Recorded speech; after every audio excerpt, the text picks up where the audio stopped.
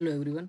आज के इस लेक्चर में हम कवर करने वाले हैं कम्युनिकेशन का बहुत ही इम्पोर्टेंट टॉपिक, जिसमें कि हम कई तरीके की कम्युनिकेशन की वेरीज को पढ़ेंगे ना, जो कि कम्युनिकेशन में रुकावट डालती हैं। ठीक है जी, चलिए स्टार्ट करते हैं आज का लेक्चर। देखो, कम्युनिकेशन की अगर हम वेरीज की बात करें तो देखो, एक लैंग्वेज से रिलेटेड वेरीज होती है, सेमेंटिक वेरीज होती है, कल्चर से रिलेटेड होती है, इंडिविजुअल होती हैं, कुछ कुछ ऑर्गेनाइजेशन से रिलेटेड होती है, कुछ फिजिकल से रिलेटेड होती है, कुछ एटीट्यूड से रिलेटेड होती है, कुछ इमोशन से रिलेटेड होती हैं। ठीक है ना, तो एक एक करके हम इनको डिस्कस करने वाले हैं।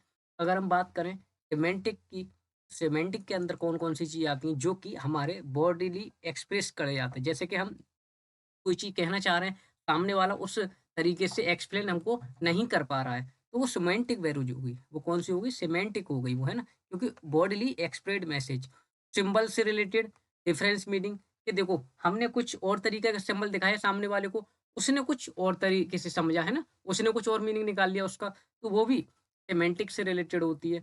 या फिर देखो, फॉल्टी ट्रांसलेशन, हमने बात तो कुछ और कही थी, सेम समझ सकते हैं आप, डिफरेंस मीनिंग, है ना?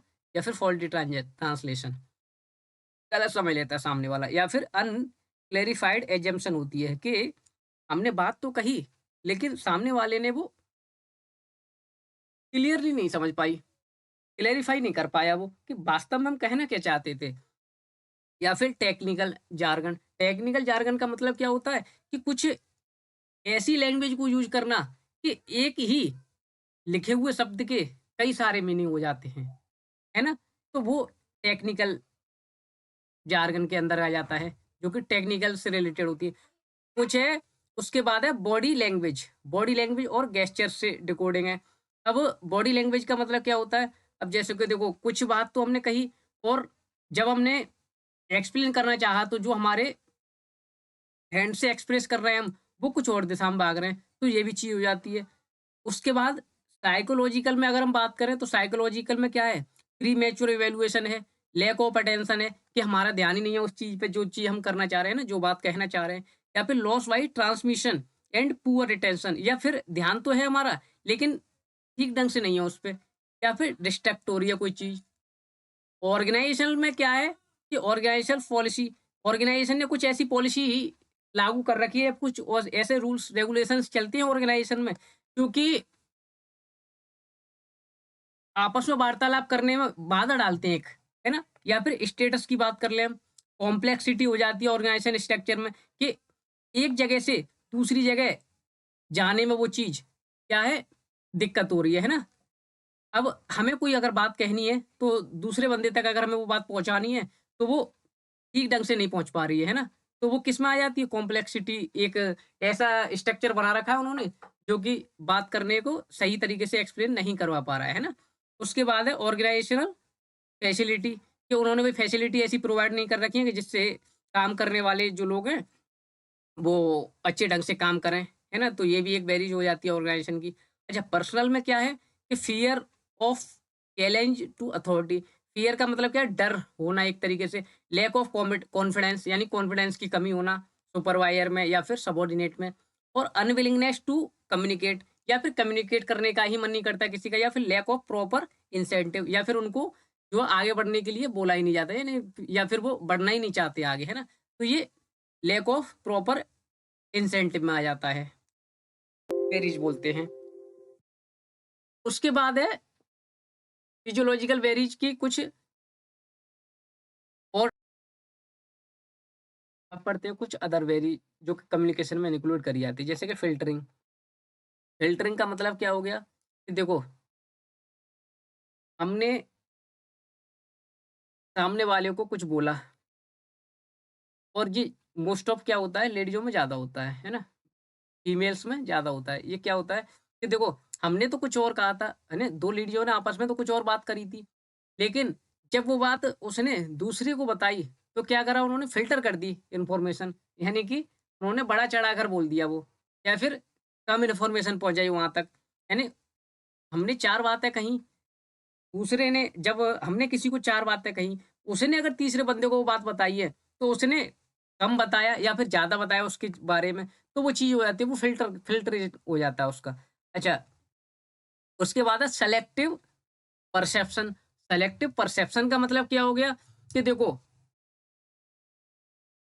हमने जैसे यहाँ पे फ़िल्टरिंग में 4 बातें कही थी, तो उसमें से 2 ही बातों पर ध्यान रखना, है ना?